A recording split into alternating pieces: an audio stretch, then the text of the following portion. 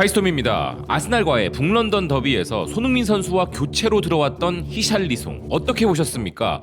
현지에서는 비관적인 반응이 더 많았는데요. NBC 스포츠의 해설자 로비 무스토는 아스날과의 경기에서 히샬리송은 전혀 위협을 주지 못했다면서 앞으로는 손흥민이 토트넘의 주전 스트라이커가 될 것이라 주장하였습니다.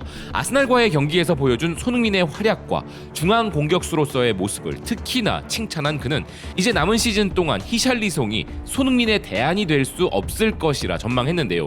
아울러 손흥민은 이제 스트라이커이고 토트넘의 스트라이커가 될 것이라면서 아스날전에서도 교체될 이유가 전혀 없었는데 교체되어 놀랐다고 하는데요. 왜 최고의 공격수를 빼는 거야? 라고 생각했지만 나중에 감독 인터뷰를 듣고 이해했다는 그는 애초에 히샬리송은 손흥민 대신에 그 자리에 나올 만큼 좋은 선수가 아니라고 생각했다는 것입니다.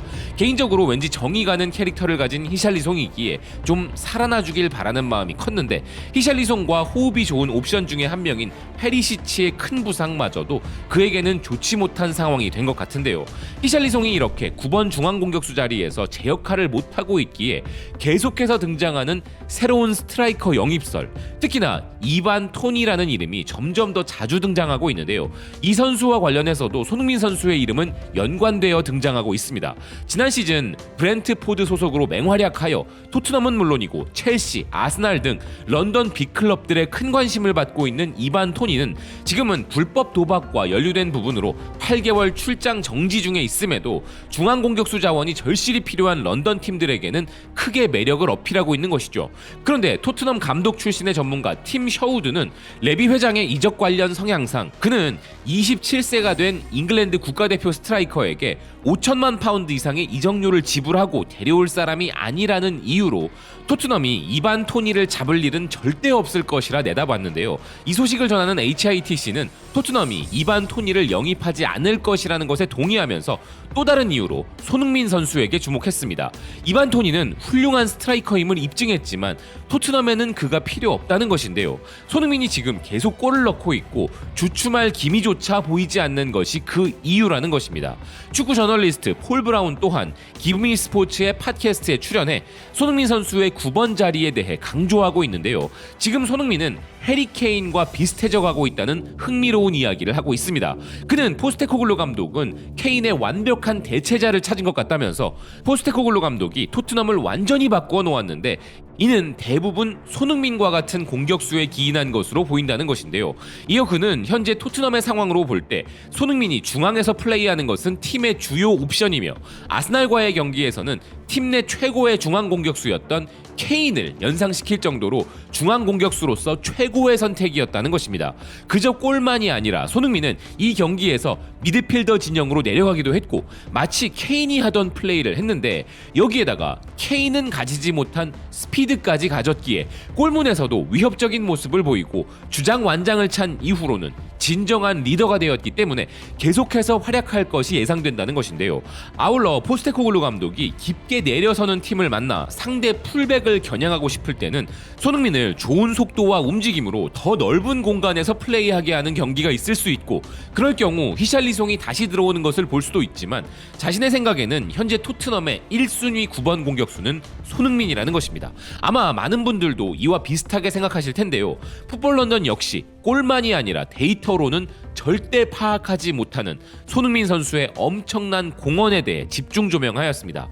경기를 관전하지 않은 사람들이 통계만 봤다면 오직 18번 만에 터치를 한 손흥민을 두고 골 외에는 큰 활약이 없었다고 생각할 수 있지만 18번의 터치 중 2번이 골이었던 것은 물론 엄청난 패스 성공률에 더해 무엇보다 그의 골보다 더 인상적이었던 것은 손흥민의 질주였다고 이야기한 기사인데요. 손흥민은 거의 쉬지 않고 달렸으며 그가 가로채기에 성공한 것은 아니지만 아스날 수비수들이 잠시도 쉴 시간을 갖지 못하도록 하고 자리를 잡을 기회도 주지 않도록 방해했으며 두 번째 골 역시 이런 움직임에서 나온 것이라는 기사인데요. 아울러 손흥민은 열심히 노력한 만큼 보상을 받고 있다면서 토트넘은 현재 무패이며 주장은 클럽의 모든 사람들로부터 찬사를 받고 있고 메디슨이 도움 1위인 것과 함께 자신은 리그 득점 2위에 올랐다는 것이죠. 그러면서 손흥민 선수에 대한 아주 결정적인 말을 남긴 기사인데요. 통계가 그 선수에 대한 모든 것을 설명하지 못한다는 것을 증명하는 사람이 있다면 그건 확실히 손흥민이라는 것입니다. 이런 손흥민 선수이기에 최근 며칠 전부터 재계약 이야기가 자연스레 등장하고 있죠. 신뢰도가 낮은 어설픈 매체들도 아니고 텔레그래프가 직접 손흥민의 1년 계약 연장 옵션을 언급하면서부터 촉발된 현재 상황은 1년 연장 계약 옵션의 문제가 아니라면서 북런던 더비 이후 지금 현지에서 큰 이슈가 되고 있습니다. 거기에 불을 가장 먼저 당긴 소스, 토트넘이 새 판을 짜고 있다는 소식을 투척한 곳은 풋볼 인사이더인데요. 기사는 토트넘은 우선 손흥민과의 1년 연장 조항을 활성화하여 2026년 6월까지 계약을 연장할 것으로 보이지만 토트넘 소식통에 따르면 토트넘이 손흥민과 아예 완전히 새로운 장기 계약에 관해 대화를 시작할 수 있다는 것입니다. 이들은 가까운 시일 내에 그러한 취지의 미팅을 열 계획이며 손흥민은 현재 19만 파운드의 주급을 받고 있는데 이번 시즌 맹활약하고 있고 득점왕은 물론 150골을 넣은 선수이기에 토트넘이 손흥민을 영입한 것은 횡재였다면서 새로운 장기 계약의 타당성을 주장하였는데요. 90미닛 역시 토트넘이 지금 손흥민을 장기 계약으로 묶는 방안을 모색하고 있으며 크리스마스 전까지는 합의에 도달할 것으로 예상하지만 협상은 몇 주 안에 마무리될 수도 있다는 것입니다. 아울러 포스테코글루 감독과 관계가 좋아 그 대화가 빠르게 진행될 수도 있다는 것인데요. 여기에 컷 오프사이드는 장기 계약에 더해서 마땅히 나와야 할 부분인 주급 대폭 인상에 대해 전하고 있습니다. 기사는 손흥민은 토트넘과 엄청난 재계약을 하게 될 것이라면서 손흥민의 주급이 대폭 인상될 것으로 기대된다는 것인데요. 그리고 스퍼스웹은 손흥민 선수가 토트넘의 프로젝트에 절대 빠질 수 없는 선수라면서 반드시 장기로 묶어야 된다 주장하고 있습니다. 손흥민에게 엄청난 새 계약을 제안할 준비를 마친 토트넘이라는 기사는 토트넘은 인색한 임금 구조를 가졌다는 불문율에도 불구하고 손흥민에게 높은 연봉 인상을 제안하려는 계획을 이야기하고 있다면서 그 타당성에 대해 주장하고 있는데요. 손흥민은 해리 케인이 떠난 뒤 현 토트넘의 리더이자 주역이라는 임무를 즐기고 있는 것으로 보이며 앞으로 토트넘 고위층들이 신속하게 행동하여 손흥민을 장기 계약으로 묶게 될 것이 기대된다는 것입니다. 실제로는 손흥민 선수와 재계약을 추진 중인 레비 회장을 비롯한 팀의 운영진들과 손흥민 선수의 에이전트 측끼리 프로페셔널한 영역의 협상이 이루어지게 되겠지만 손흥민 선수는 지금 토트넘의 주역이자 리더로서의 이 순간을 만끽하고 있고 그 책임과 의무에 어울리는 최고의 폼을 보여주고 있으며 팬들은 이런 손흥민 선수가 재계약을 할 것이라 굳게 믿고 있는 이유가 또 있는데요. 얼마 전 손흥민 선수는 팀이 자신을 필요로 하고 감독의 지시가 있다면 자신은 풀백으로 뛰라 해도 뛰겠다고 한 바 있기 때문입니다. 그의 이런 마음가짐은 클럽과 팬들에게 팀을 위한 충성심의 극치라는 평가를 받고 있는데요. 최근에 팬포럼에서나 인터뷰에서도 현재 토트넘에 매우 만족하고 있고 손흥민 선수가 가장 중요시 여기는 즐거운 축구를 마음껏 하고 있는 것으로 보이기 때문이죠. 팬들은 손흥민 선수의 재계약에 대해 이런 반응을 보이고 있었는데요.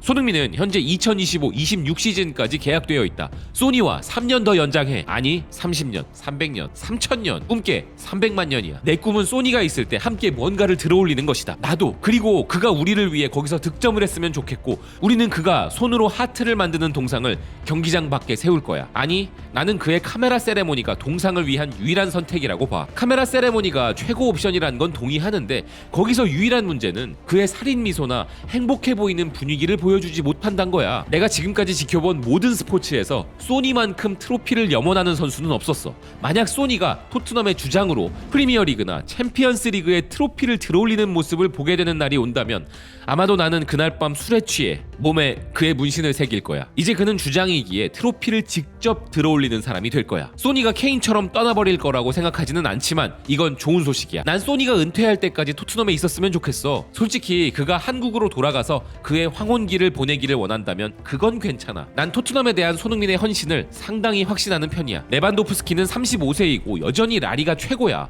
현대 스포츠과학과 피지컬 지식을 갖춘 손흥민이 부상만 없다면 최소 4년 동안 이런 클래스를 유지하지 못할 이유는 없어. 난 손흥민이 프리미어리그 트로피를 들어올리는 동상을 원해. 그리고 손흥민이 체력이 떨어지게 된다면 딥라인 플레이메이커로 등장하길 원해. 지금 연장은 새로운 2030년까지 장기 계약의 임시 방편일 거야. 그렇지? 레비는 맨시티의 손흥민을 잃게 될까봐 두려워서 그를 묶었어. 수많은 감독들이 항상 손흥민을 칭찬해. 그는 경기장 위에서의 실력뿐 아니라 수많은 한국 팬들과 많은 아시아 팬들을 함께 데려온다. 그는 단순히 한국의 아이콘이 아니라 아시아 전체의 아이콘이야. 어떤 빅클럽이라도 그를 좋아할 거야. 레비는 그를 묶어서 잠재적인 이적을 잘 막아냈고 손흥민도 이적에 전혀 관심을 보이지 않았었어. 난 토트넘과 소니의 팬으로서 이 결정을 지지한다. 좋아, 소니는 클럽의 레전드로서 토트넘에서 은퇴할 수 있고 만약 사우디 리그로 이적하고 싶다면 여전히 계약 기간이 몇 년 남았을 때 상당한 이적료를 받을 수 있어. 이건 윈윈 상황이야.